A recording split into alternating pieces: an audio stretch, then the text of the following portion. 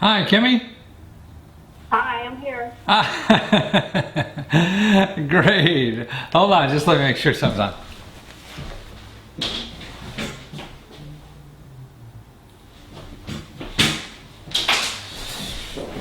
Great. So where are you at, Kimmy? What part of the world here? I'm in Harrisburg, Pennsylvania. Wow, I'm from Wilkes-Barre originally, so I know where that is.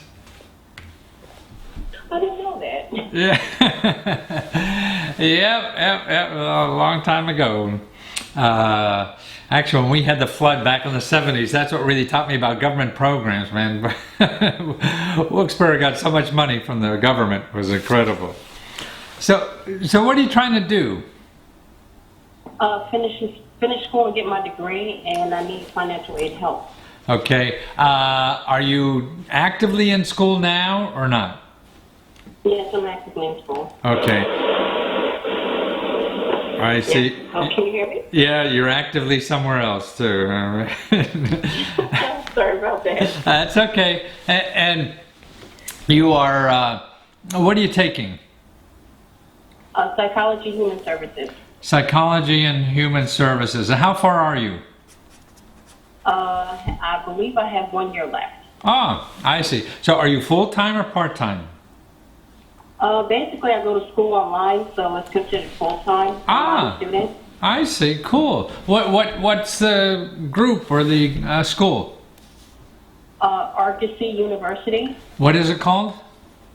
Argosy. Argosy. Argosy University. Yeah. Right. Okay. Right. So that's a for-profit school, right? I saw your thing. Someone sent it to me through YouTube, and that's when I found out. When I saw that, because I get email from your website that you were having sessions, and when I saw that, that's what made me sign up for office hours to see if I can get a session with you, because I was kind of like heartbroken when I heard that from your message saying that they were a for-profit school. Yeah, I think they are. I'm not positive, but anyway, I mean, you're invested in it now, so the most of the thing is you got to get out, right? I mean, you got to finish. Yes. So you have I'm trying to. You gotta finish. Are you also working now, or what, Kimmy?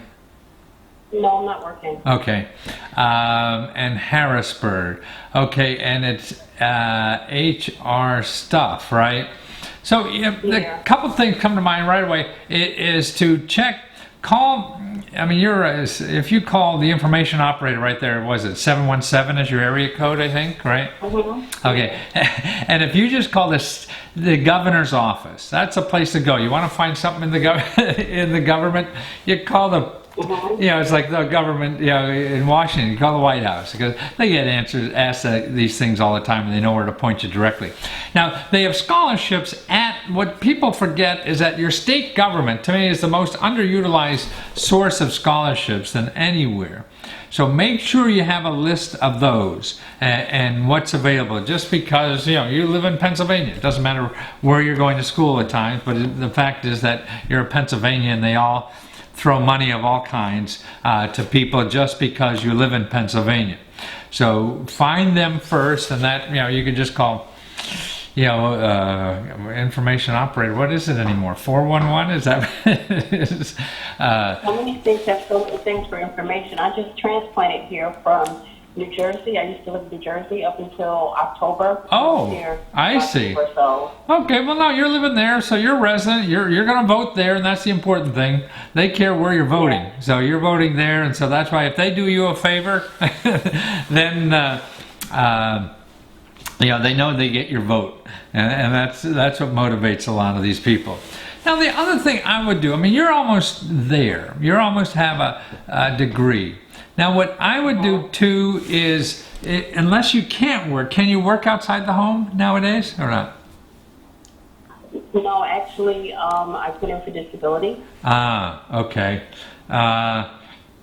So you have a disability, so that means you can work remotely though at home, right? Yes. Yeah.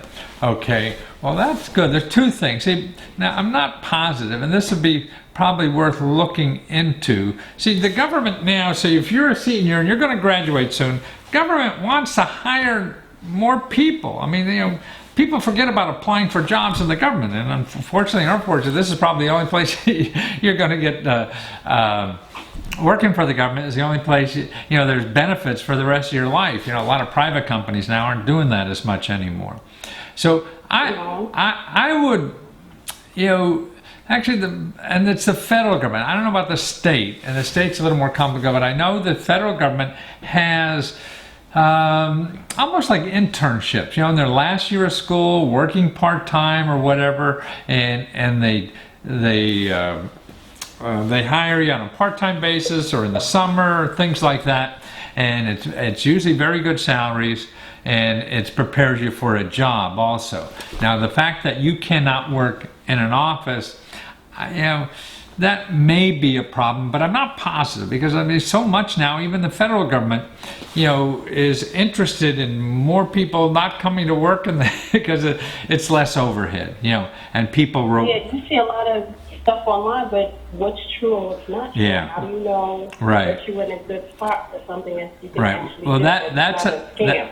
Exactly, and then that's why I stay away, and I'll cover that in a sec. But until then, I would check with the state government and the federal government where you are, and the best way to do that is call your state representative. Where you are in Harrisburg, there's people who represent you at the state capitol, and tell them that you have a disability and you're looking for remote work and about to finish college, your degree.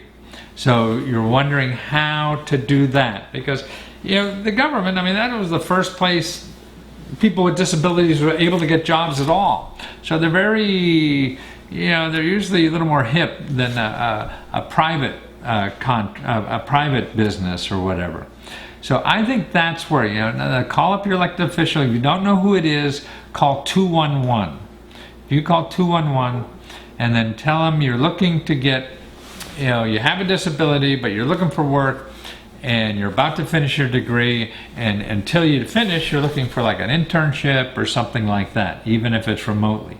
It doesn't hurt to ask, because there's actually what happened in the government, the federal government and state government, all the baby boomers are retiring, so they got lots of jobs to fill, and a lot of people don't do it. It's a pain in the butt, like everything else, a lot of paperwork, but start learning that paperwork.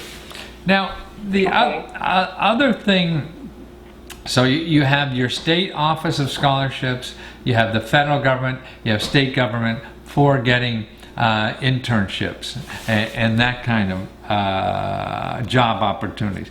Now, you're working on the web.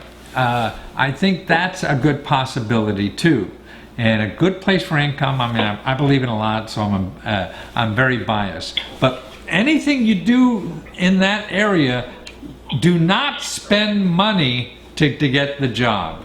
The scams are people who want money up front. If somebody doesn't want money up front, then it's worth a risk, because then they only take a small percentage of what you make. So if you're able to do research online for somebody, and they pay you $15 an hour or whatever, well then what's nice about using one of these, what they call platforms that arrange all this for you, they worry about collecting the money. See, they worry about everything. See, if you go to somebody that's going to want money from you, then you don't want anything to do with them. But the platforms that are out there now have, people are go to these platforms looking for help, and then if you're there, registered there, then you have a chance of getting it, or you could bid on jobs too. See, and that's a good thing. For people with disabilities, I think this is terrific, because they don't know. I hire people all over the world. I never see them or whatever. It's all online. You do research, you do writing or whatever. Most of the skills now are all virtual. But the scams are the people who promise you a big paying job if you give them money, and you don't want to do that. But what I'll do, Kimmy, is I'll send you a list. I collected about 46 of these so far. There's many more. Wow. And I'll send you that list that you could use. Just sign up for as many as you can. Like even now, see what's even possible. I think if you're at home, you could watch dogs at home. You know, and this is a cool thing. This is, you know, pet business is a booming in business. You can make, you know, like $30,000-$40,000 a year just at home, you know, taking care of dogs while people are away, you know, because you're cheaper than a kennel, you're nicer than a kennel, and this is the way the economy's going. It's the same with Airbnb or Uber. All these businesses are like that. It's disrupting the economy, you know. So you can do it cheaper, better, and nicer in your home for a lot less. See?